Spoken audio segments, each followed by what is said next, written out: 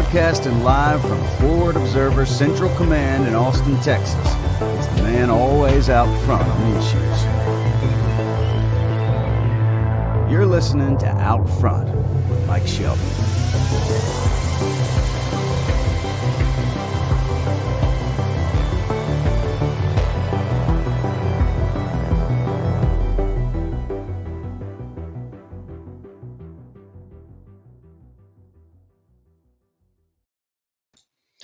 All right. Hello and good afternoon, everybody. Welcome to Out Front. I'm your host, Mike Shelby. As a reminder, my show notes are posted over at Forward Observer for subscribers. You can support the show and get my show notes at forwardobserver.com/subscribe. All right. On today's show, we're talking about Russian nukes, what the CIA director said today about World War III.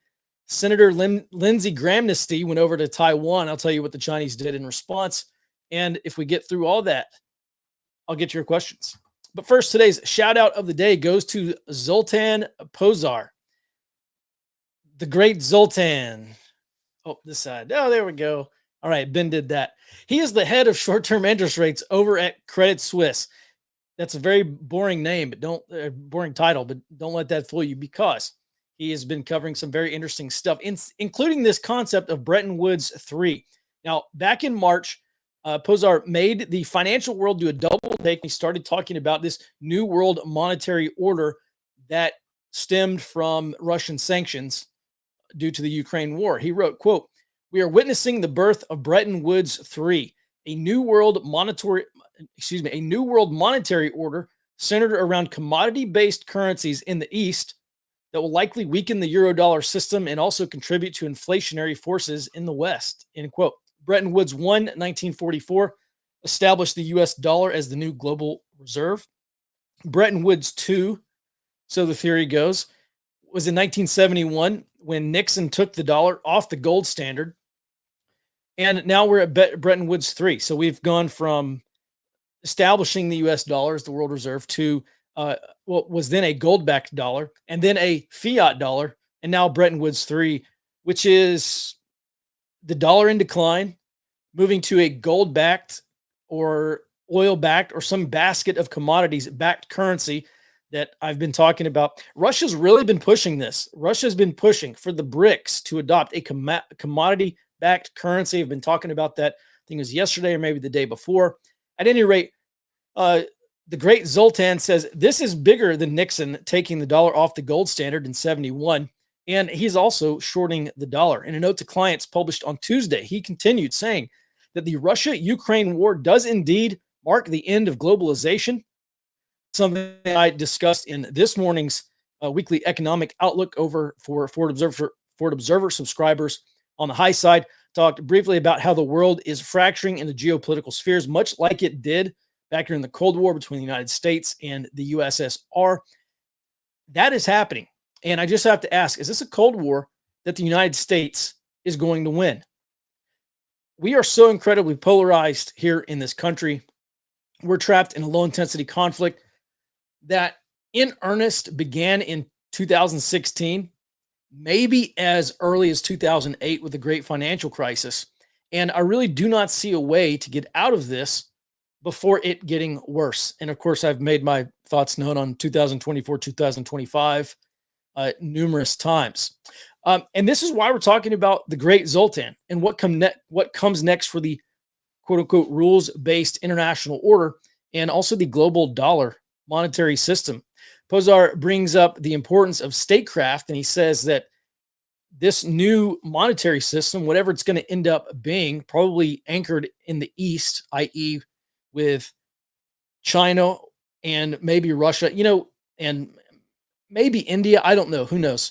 That's 3 billion people right there, roughly. So, or at least 2.5 billion people.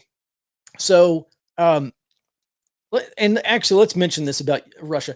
Everyone kind of poo-poos the Russian economy. I mean, it's no longer the 11th largest economy in the world, but prior to the war, it was.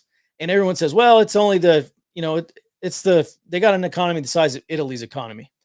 And, that was true up until a month or two ago. However, they were still the 11th largest economy, so I don't think that's anything really to shake a stick at relative to China and the U.S. Yeah, sure. I mean they dwarfed the Russian economy, but the Russian economy was still the 11th largest in the world.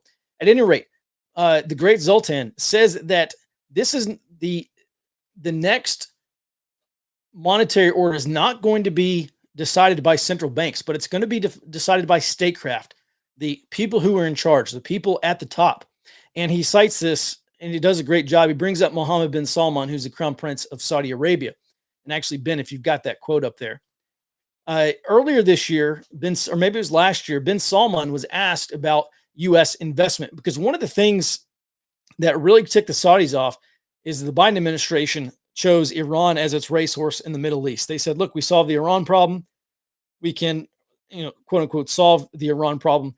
Then we can bring peace in the Middle East. And apparently that's the Biden strategy, or that's their intent at least. Well, that really rubbed the Saudis the wrong way. And when asked about Saudi investments in the United States, which I believe something like $800 billion, so almost $1 trillion, he says, in the same way we have the possibility of boosting our interests, i.e. in the U.S., we have the possibility of reducing them.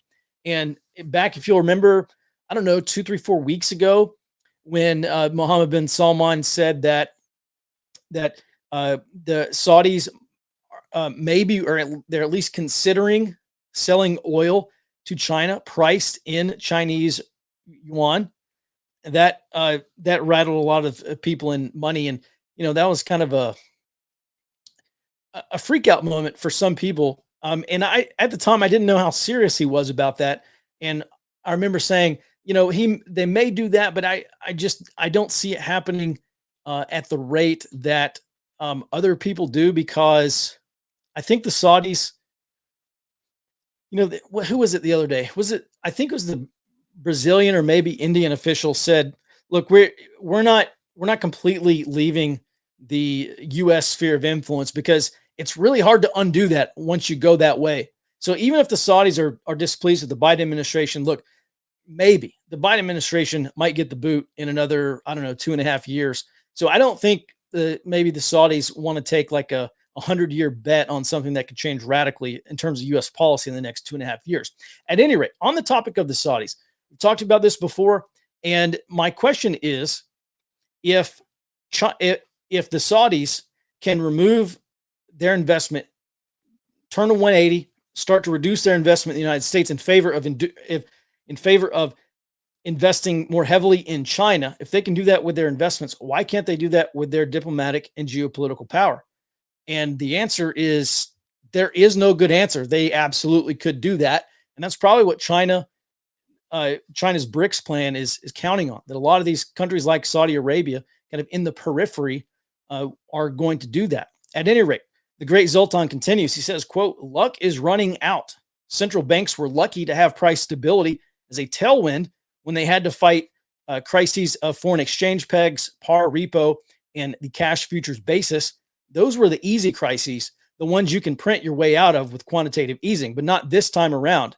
He continues, you can't quantitatively tighten or hike your way out of this current crisis easily.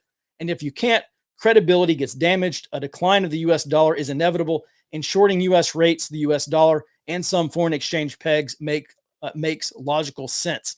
And in this, he's writing for, by the way, he's not just some guy with a blog. He's works over at Credit Suisse. So a pretty big financial name talking about this stuff. That's my shout out of the day, because I think he's right on the money. No pun intended. All right, let's talk briefly. I did not watch the speech. I also haven't seen the transcript, but CIA Director William Burns gave a speech today, and he said United States intel to Ukraine has been vital in the conflict over there. He also said that the United States was deeply concerned about avoiding a third world war and avoiding a threshold where nuclear weapons could be used. I have no further information on this. I just read it off the wire. All right, let's move on now to the China Daily Press briefing here. A couple of interesting notes. So every day, the Chinese Foreign Ministry gives this presser over in China. And look, it's just a massive propaganda effort. I couldn't even tell you that this press conference actually literally takes place Um, I can't tell you that for certain. And a lot of these questions they ask really makes me wonder. At any rate, the first question in the Chinese foreign, with all the stuff going on in the world, today's first question for the Chinese Foreign Ministry spokesdude, his name is Zhao Lijian.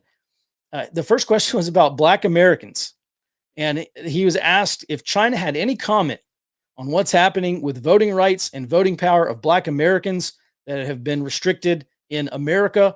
And I'll tell you what he had to say, but he could have literally just read this response straight out of the Washington Post. He said, quote, "The utopia, as in the American utopia, the utopia depicted by words is shattered by reality." And then he goes on to quote Martin Luther King Jr. and talks about how the United States should look to solve its own problems before branching out and accusing others, like, Chinese, the Uyghur concentration camps and all that stuff.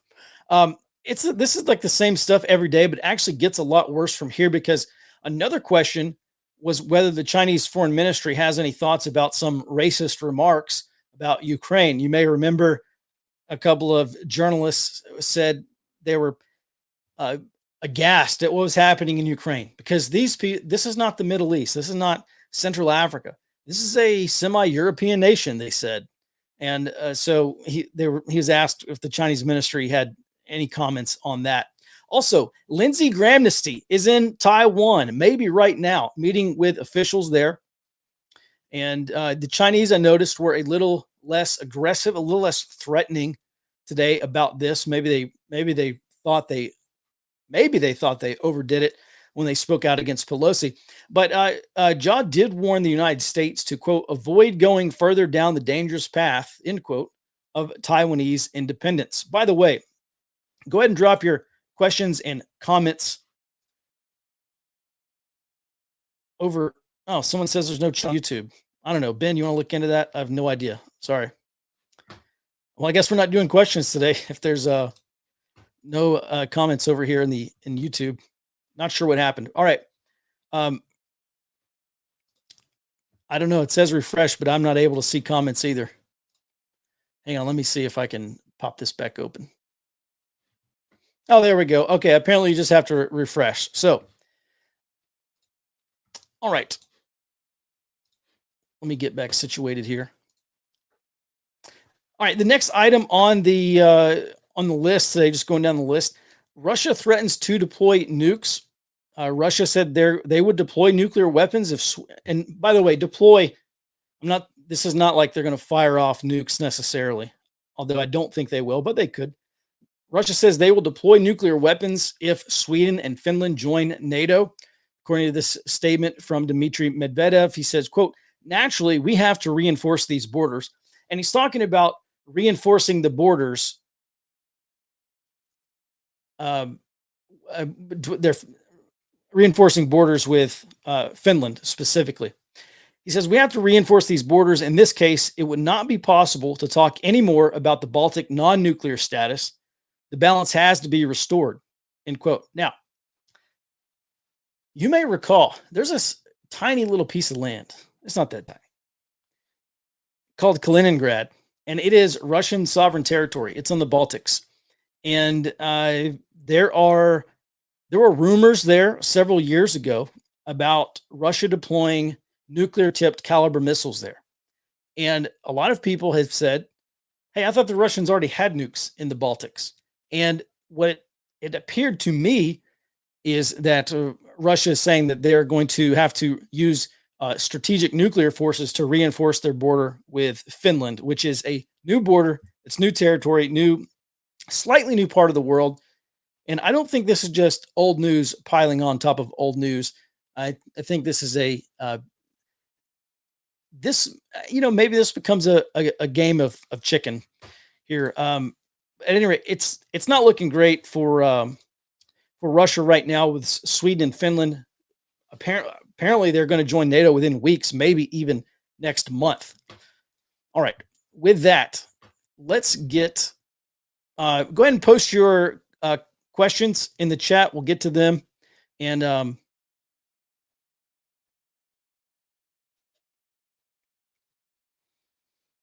Oh, yeah, there's a comment saying, "Really, you're coming out with this now? This has been our face for 20 to 30 years." Yeah.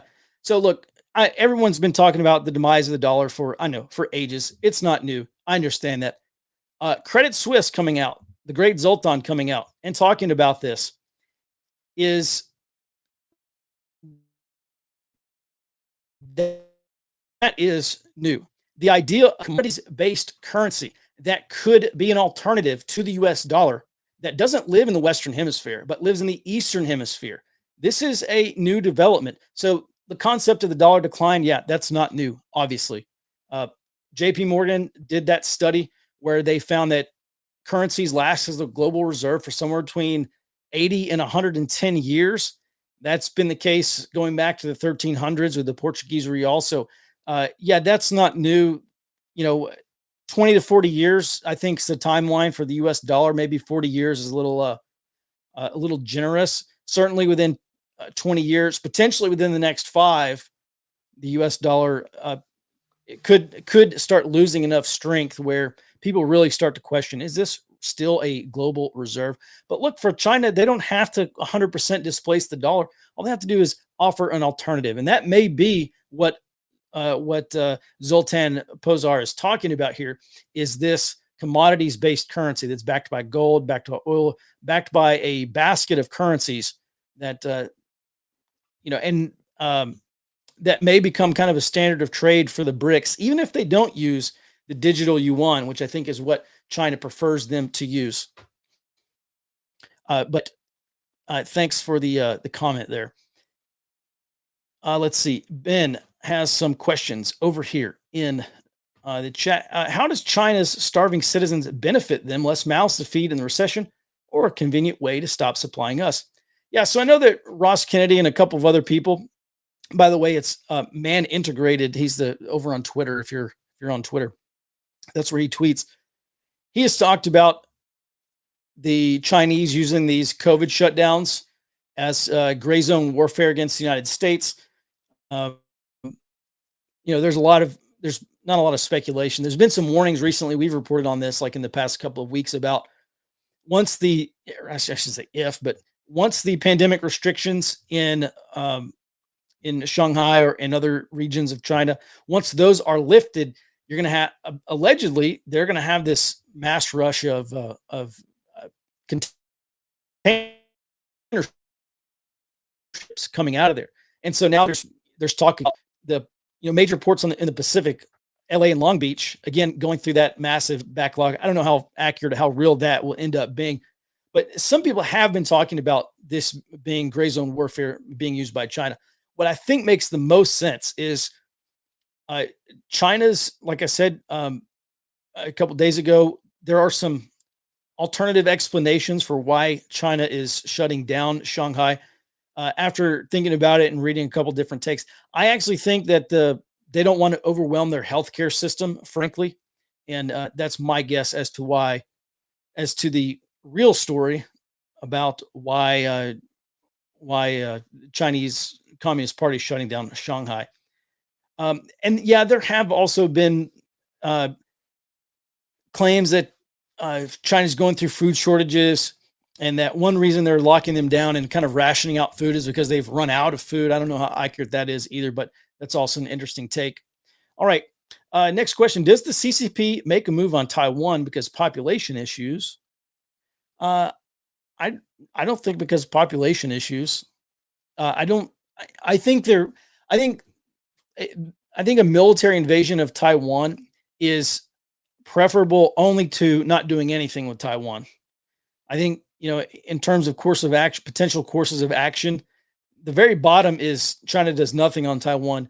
The next level up above that is China military invades. And then you've got this whole range of potential courses of action where China uses diplomatic, political pressure, economic pressure, so on and so forth, and tries to bring Taiwan to heel, or at least erodes their ability or erodes their willingness to resist. It doesn't mean that China will never military invade. I just think right now they're not in a place to do that. All right. Any other questions?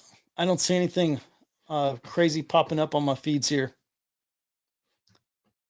Let's go ahead and talk about this. I guess everyone saw Elon Musk made a bid to buy Twitter. Um, Not going to happen, I guess. How large of a U.S. House majority will Republicans need to do nothing? Yes. What will make China invade Taiwan?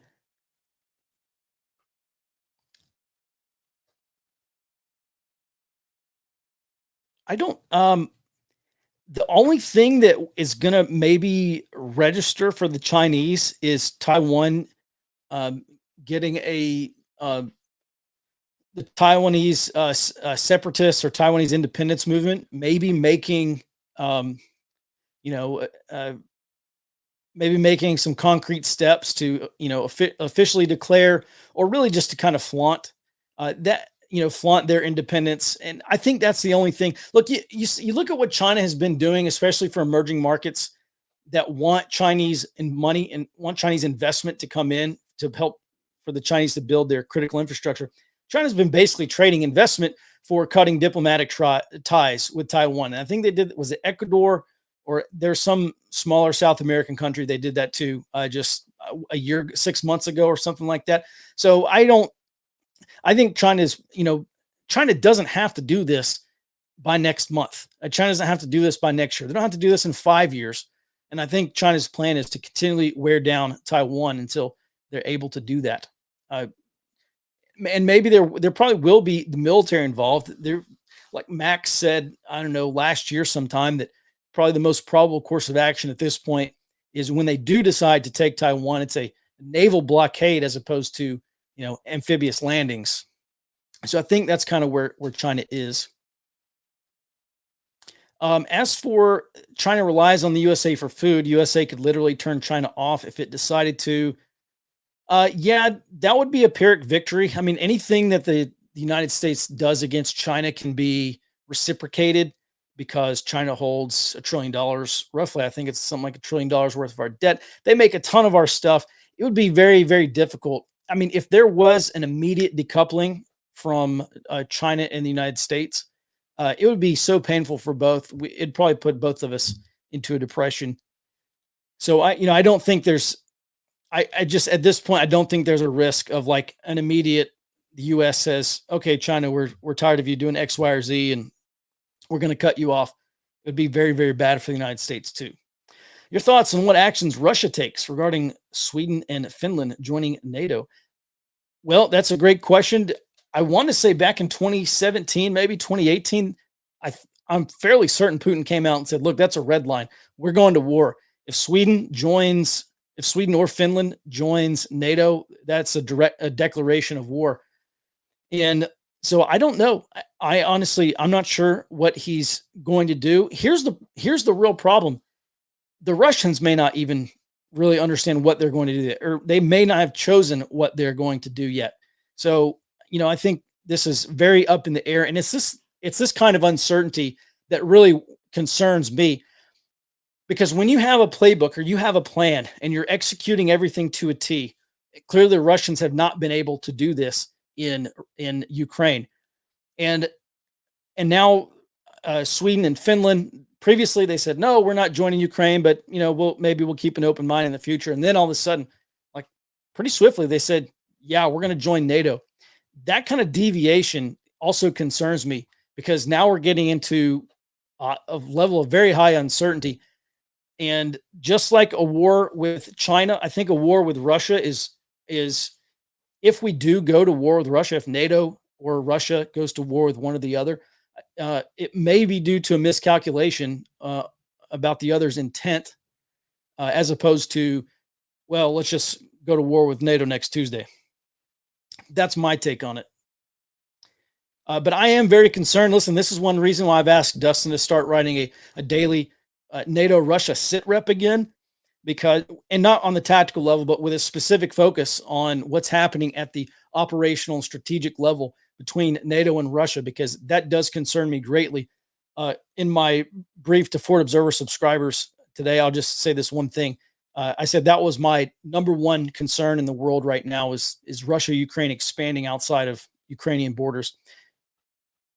Next question. Wouldn't a China blockade involve invading the Senkaku Islands in the north, which is Japanese owned? Wouldn't that? Okay.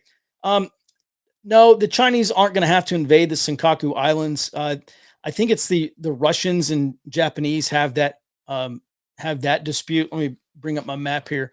But yeah, if the yeah, there's also like the Kuril Islands, I want to say, or Kuril Islands. Yeah, I think that's between Russia and Japan. So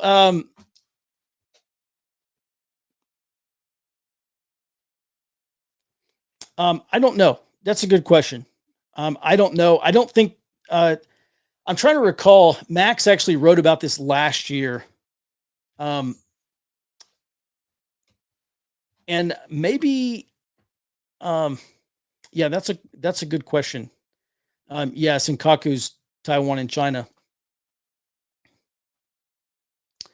I don't know. I'll have to get Max back with you about that. I forgot what he wrote in his report last year. All right. Um, does this Russia strike before the application is approved? I mean, that's a possibility if Russia thinks that NATO is going to war.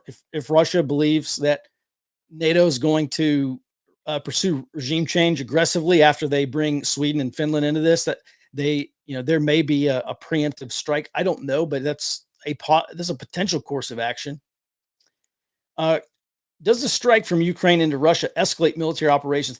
Absolutely. So I don't know how real this is, but I said on this morning's early warning or daily essay that the Russians are accusing Ukrainian helicopters again of flying into Russian airspace, and they reportedly launched an attack and killed some civilians. Again, allegedly, according to Russian media. I think I read that in the Moscow Times. That